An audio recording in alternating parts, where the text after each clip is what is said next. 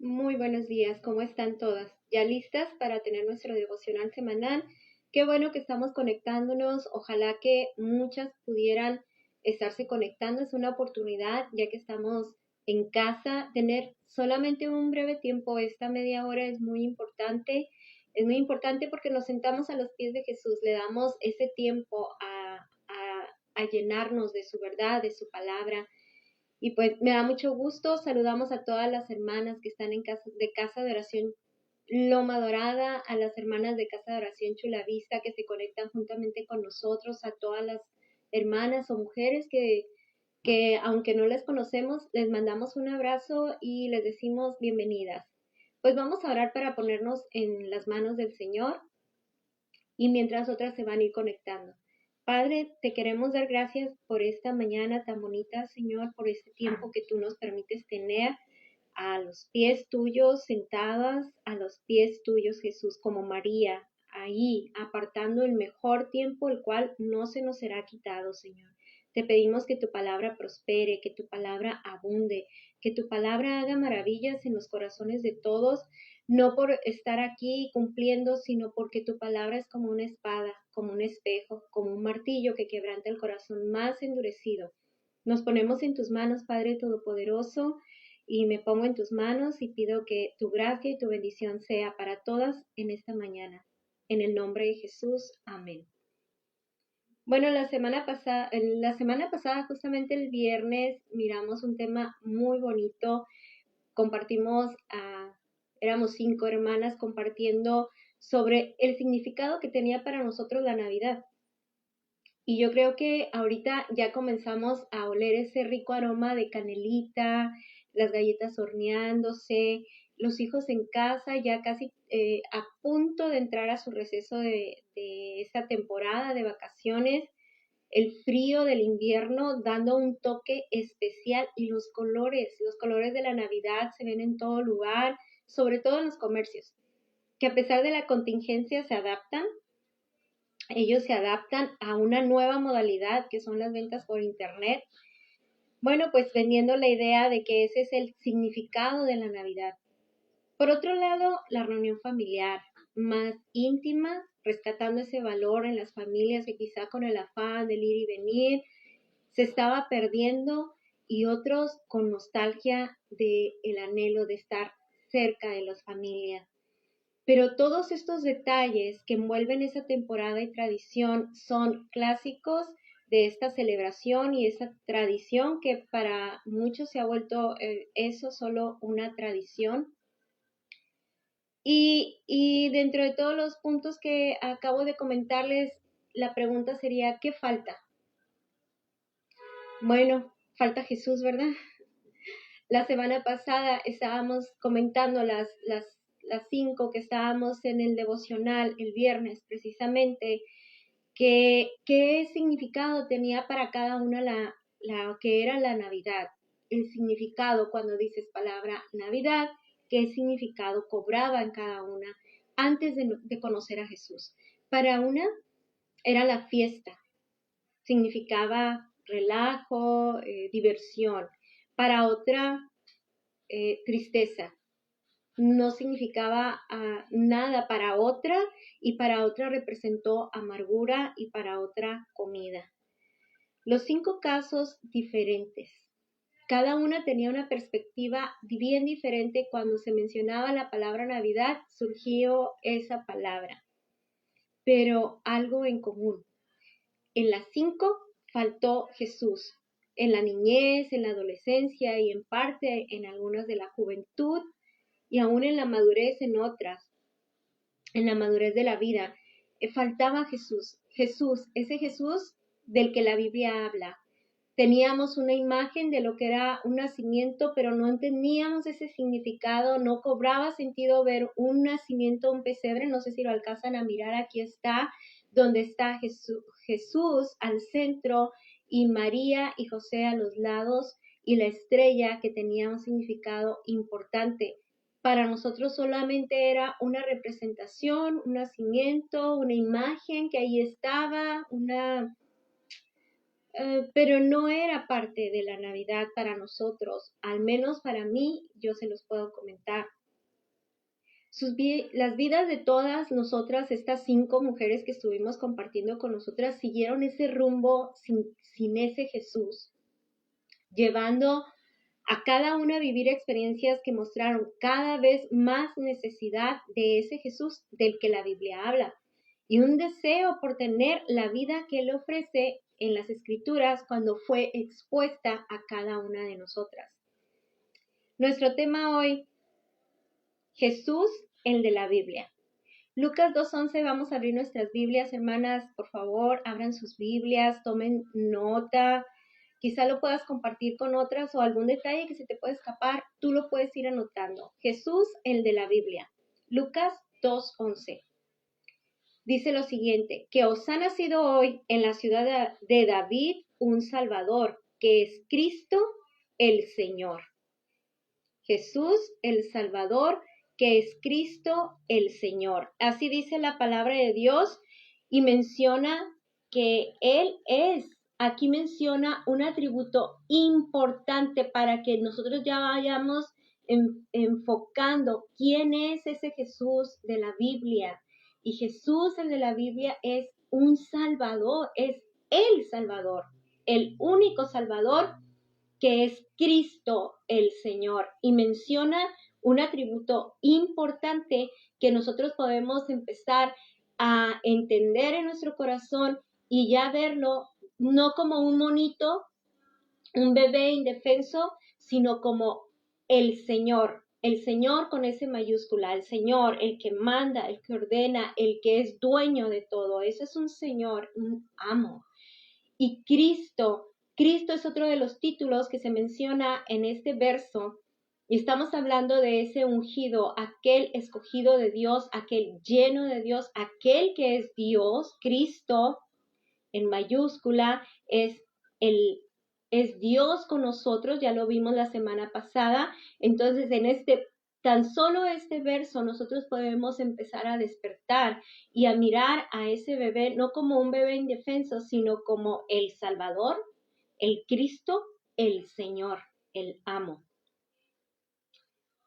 La Biblia nos habla de una condición en que el ser humano quedó después de ese momento en que Adán y Eva fueron destituidos de la gloria de Dios, salieron del jardín del Edén. Adán y Eva fueron expulsados de ese paraíso. ¿Por qué? Porque se introdujo el pecado. Y el pecado no está cerca de Dios. El pecado habitaba ya en el corazón del hombre y tuvo que ser destituido, salvaguardado ese lugar.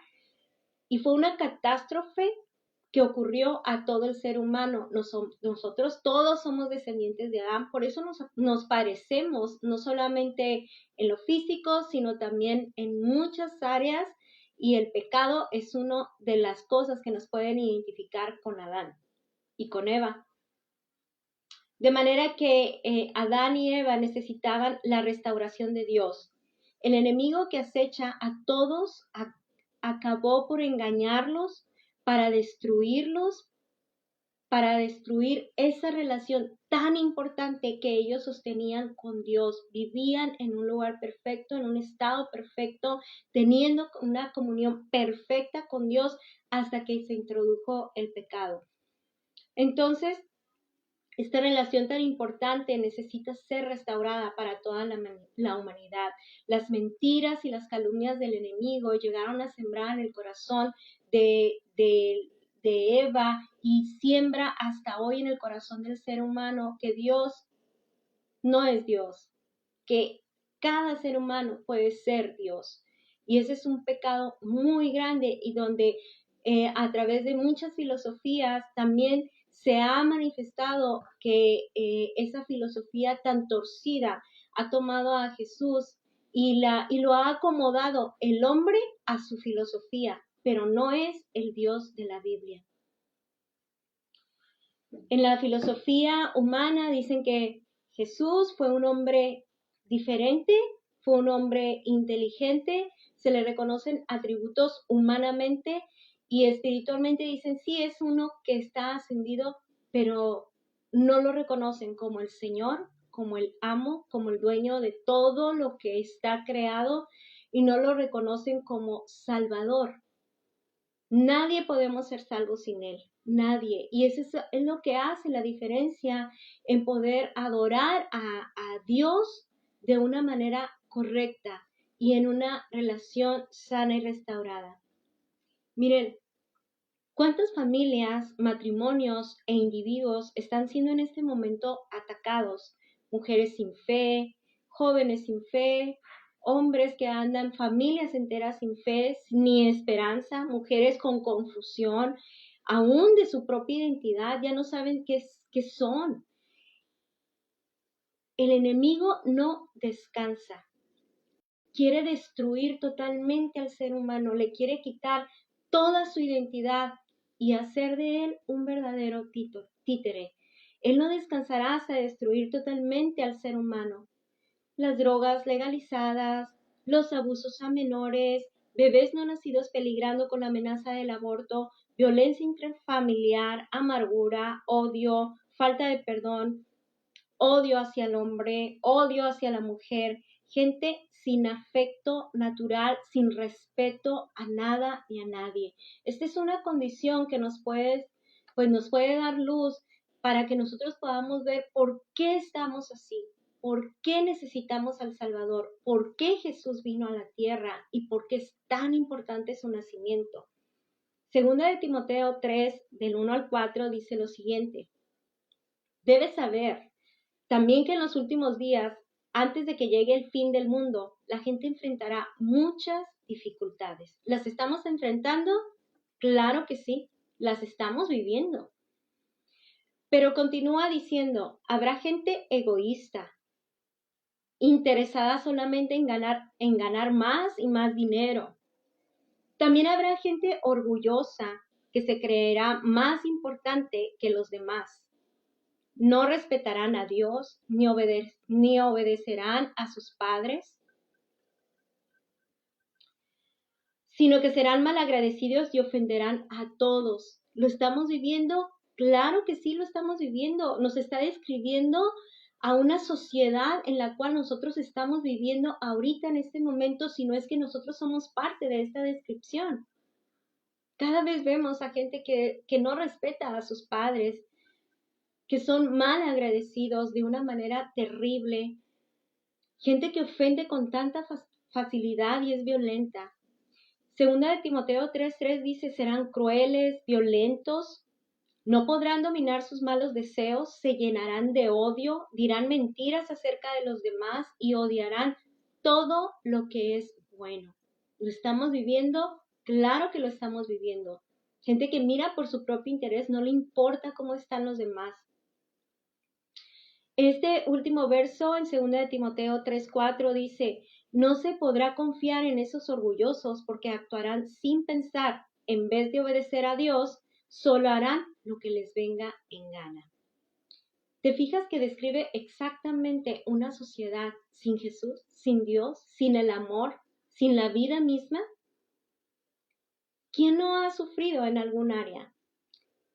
Pero esta noticia que te voy a dar es una noticia de Dios y dice la palabra que todo irá de mal en peor. Porque la escritura, la Biblia, nos pone al día en las noticias. Si tú quieres saber qué va a pasar con este mundo, lee la Biblia. Leamos la Biblia. Estas son las noticias en las cuales debemos ponernos al día y estar muy atentas. Es la verdad. Y la verdad de Dios dice en Romanos 3:10 que nadie es justo. Está hablando de toda la humanidad, aunque se sienta que es buena, aunque haga buenas obras, somos malos. ¿Por qué? Porque el orgullo y la soberbia de saberse autosuficientes ofende el nombre de Dios y niega haber sido creado por Dios y niega que por Dios tenemos todo lo que existe y cada día somos sustentados. Esa es una realidad, esa es la condición del ser humano sin Cristo.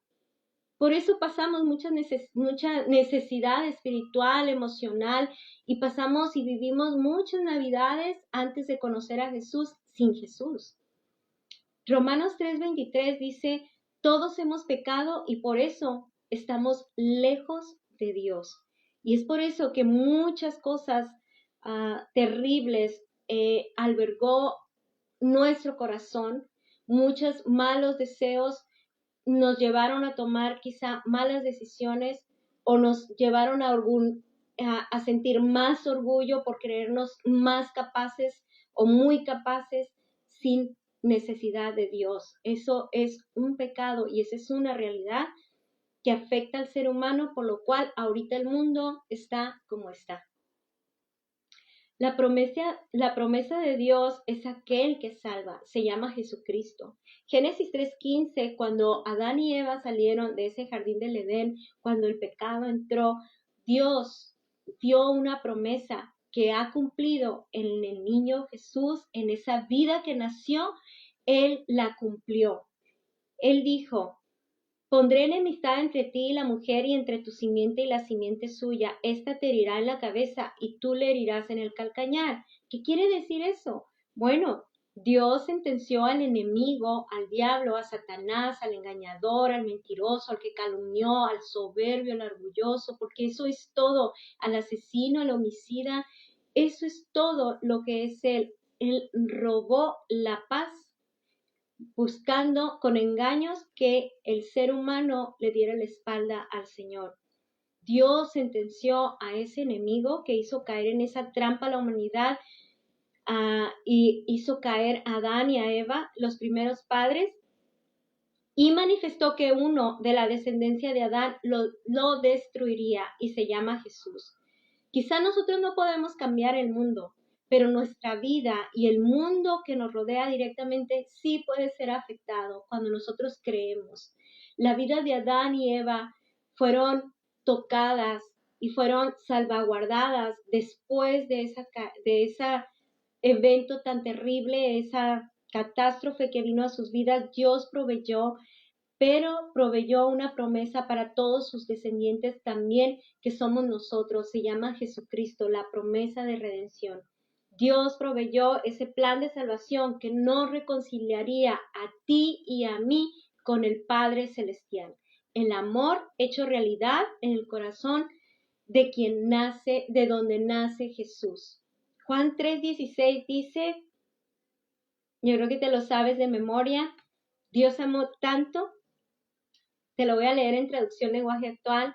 Dice, Dios amó tanto a la gente de este mundo que me entregó a mí, dice Jesús, que soy su único hijo para que todo el que crea en mí no muera, sino que tenga vida eterna. Porque Dios no me envió, continúa diciendo Jesucristo, Dios no me envió a este mundo para condenar a la gente, sino para salvarla.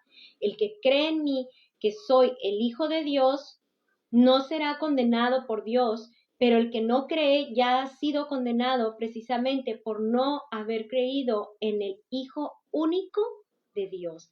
Y aquí está mencionando una postura única, el Hijo de Dios, Hijo con mayúscula. Él es el único que puede salvar. No hay ningún hombre, por más bueno que sea en la tierra, ninguna mujer, ningún personaje en la tierra que pueda salvar. El Salvador se llama Jesucristo y Él vino a salvar, no a condenar, vino a salvarnos. Y eso es una muy buena noticia y una manera en la cual nosotros podemos entender por qué un hijo de Dios celebra el nacimiento de Jesús, pero no como todo el mundo. Quizá podamos nosotros sentarnos a nuestra mesa, podamos cenar juntos, podamos obsequiar algo, podamos extender la mano a alguien, pero el que verdaderamente ha extendido su mano poderosa para salvarnos se llama Cristo, se llama Jesús,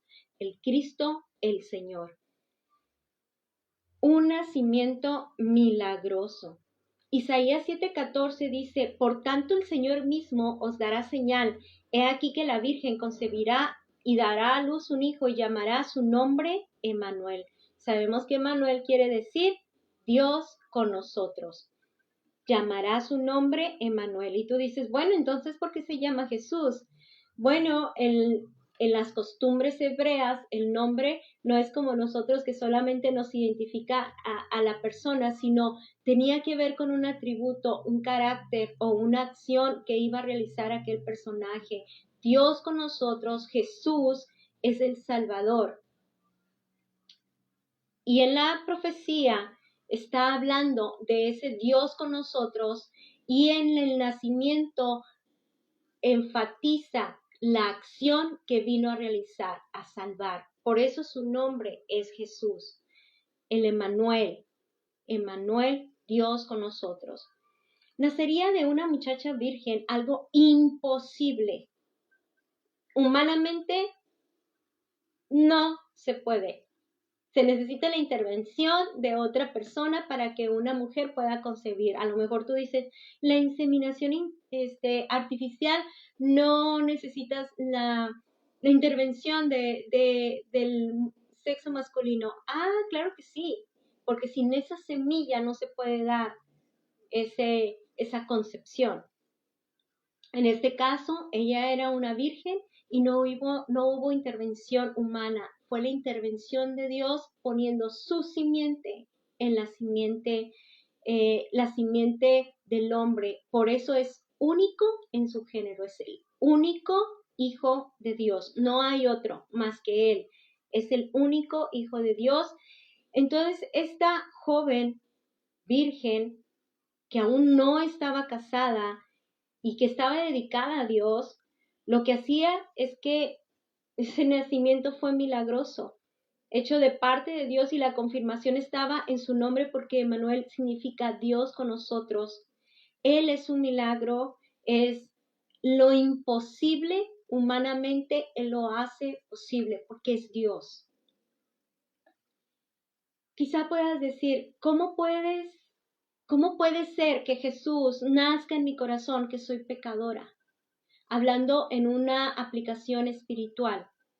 Físicamente ya sucedió, Él es el único Hijo de Dios, pero espiritualmente Dios desea nacer en el corazón de cada una de nosotras la vida, la salvación, quiere dar salvación a todo aquel que escucha el mensaje de la palabra de Dios.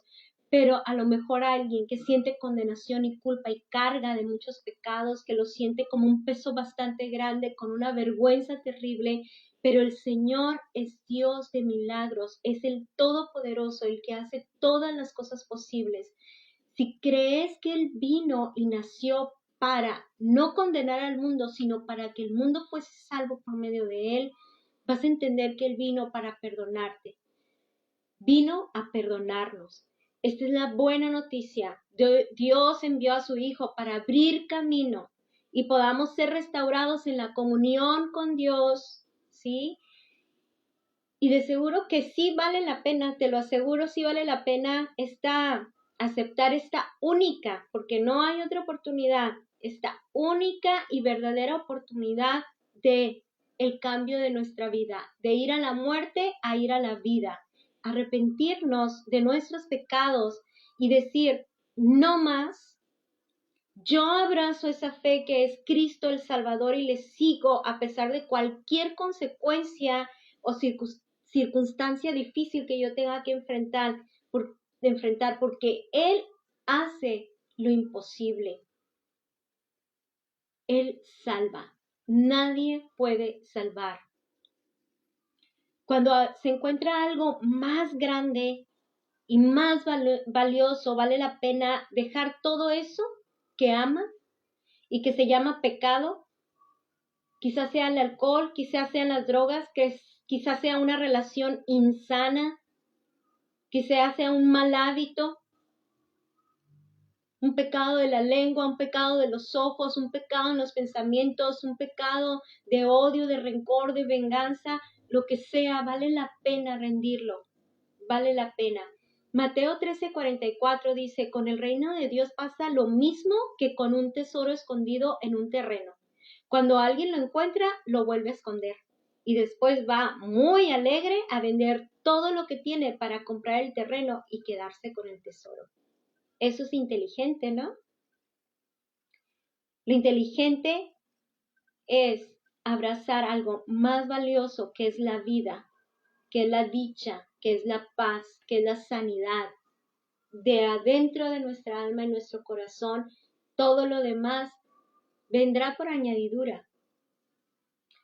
Otra de las cosas más hermosas que nosotros podemos tener en ese nacimiento es que Él nace en el corazón para gobernar la vida. Quiero que sepas que nunca más vamos a estar solos. Dice la palabra, y yo estaré con ustedes todos los días hasta el fin del mundo.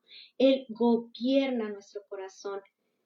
Miqueas 5:2 dice, en cuanto a ti, Belén Efrata, pequeña entre los clanes de Judá, de ti saldrá un gobernante de Israel que desciende de una antigua familia.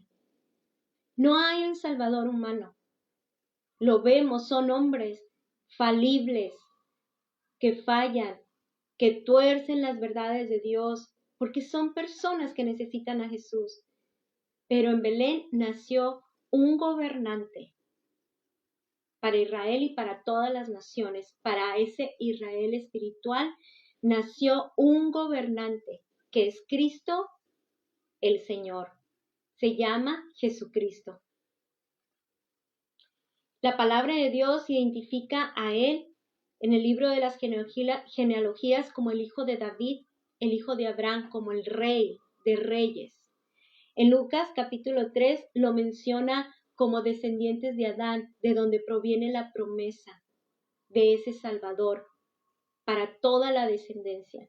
Aquel que herirá en la cabeza y que ha herido en la cabeza con su muerte en la cruz, ese Hijo de Dios que se llama Jesucristo. Él es el hijo de esa promesa.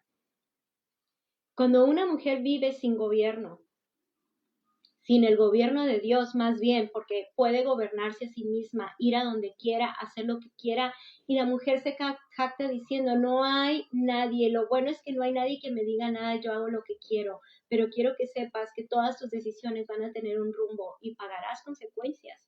Pero cuando Jesús está dentro de nuestro corazón, Él nos ayuda, nos alumbra, ¿sí? Con su gobierno, y Él ayuda a que nuestra vida tome el rumbo perfecto para lo cual fue creada nuestra vida, que es adorarle, que es ser bendecida y disfrutar de todas sus maravillas. Cuando una mujer se gobierna a sí misma, no le importa sobre quién pase para apaciguar su sed de triunfo o logros personales. Una mujer sin Dios puede llegar a tenerlo todo, hasta una religión, menos la vida eterna.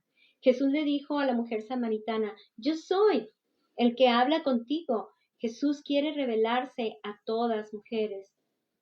La palabra de Dios en Juan 1:12 y 13, para terminar, dice, pero a quienes lo recibieron y creyeron en Él, les concedió el privilegio de llegar a ser hijos de Dios. Si nosotros creemos y lo recibimos como ese Señor y Salvador, llegaremos a ser llamadas hijas de Dios. La palabra en Juan 1:13 dice, y son hijas de Dios, hablando como porque somos mujeres, no por naturaleza ni los deseos humanos, sino porque Dios nos ha engendrado. Jesús nace en nuestro corazón. Jesús nació para ofrecer una vida con códigos de vida eterna, de amor, de perdón, de restauración. Ese es el Jesús de la Biblia. Ese es el motivo por el cual nosotros vivimos completamente todos los días en una dicha, en paz con Dios, en una alegría que proviene de Dios, en una llenura y gobierno del Señor. Concluyo con lo siguiente. La palabra Navidad nunca más será igual. Podremos convivir, cantar, pasar tiempo con familia, con amistades, dar algún obsequio, disfrutar de esa familia, pero lo más maravilloso que una puede experimentar es la vida de Dios en el corazón, y esta vida tiene un nombre. Se llama Jesucristo. Jesús, el de la Biblia. Que os ha nacido hoy en la ciudad de David un Salvador, que es Cristo el Señor. Dios es Dios de promesas que cumple. Dios es Dios de milagros, que da vida eterna y abundante. Hoy es tu día. Te invito a inclinar tu rostro y a orar juntas. Padre, en el nombre de Jesús, quiero agradecerte por esta palabra que tú nos compartes ahora. Y ruego con todo mi corazón, Señor, que si alguna mujer está escuchando y está anhelante, sedienta, confundida, en tinieblas, por cuestión de la obra del enemigo, tu Espíritu Santo se manifieste y le revele a Jesús, el Hijo que vino a salvar, el único Hijo y Señor, el Cristo que vino a salvar lo que se ha perdido. Ayuda en cualquier dificultad. Si hay alguna persona que está pasando alguna situación, fortalece, ayuda, Padre, porque tu gobierno es un gobierno eterno, es un gobierno que traspasa todo límite, Señor, y te pedimos tu intervención en la familia, en los hijos, en los matrimonios, en los varones, en las mujeres, en los jóvenes, Señor, que Jesús pueda ser anunciado y la vida eterna manifestada y la Navidad nunca más sea igual. Te damos gracias, Padre, en el nombre de Jesús. Amén. Que Dios bendiga a todas, hermanas, que pasen una bonita mañana. Dios las bendiga. Un abrazo.